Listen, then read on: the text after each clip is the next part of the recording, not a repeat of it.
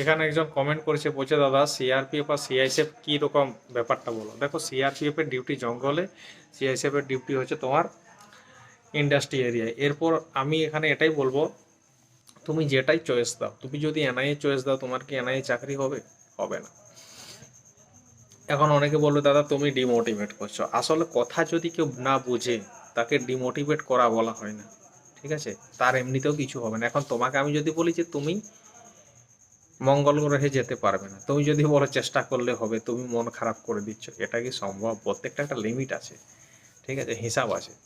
তো সেরকম যারা সিআরপিএফে যায় তাদের হচ্ছে মেইন ব্যাপার হচ্ছে ফিজিক্যালি ফিটনেস খুব শক্ত দরকার। মানে যারা প্রচুর রানিং করে, ফিজিক্যাল মেহনত প্রচুর করে, তারা সিআরপিএফে যদি চাকরি পায় তবে ট্রেনিং কমপ্লিট তারা করতে পারবে। যারা সিআইএসএফে যেমন আছে, নর্মাল ছেলেও সিআইএসএফে ট্রেনিং পাস করে যায়, ওরাকে যদি সিআরপিএফের ট্রেনিংয়ে দিয়ে দাও না, একদম ট্রেনিং ছেড়ে পালিয়ে যাবে 3 মাসের মধ্যে। এটাই হচ্ছে মেন কথা। এই জন্য আমি বলি, যা করবে বুঝে শুনে করবে। তো আশা করি কথাটা বুঝতে পেরেছো। চ্যানেলটা সাবস্ক্রাইব করে লাইক কমেন্ট করবে।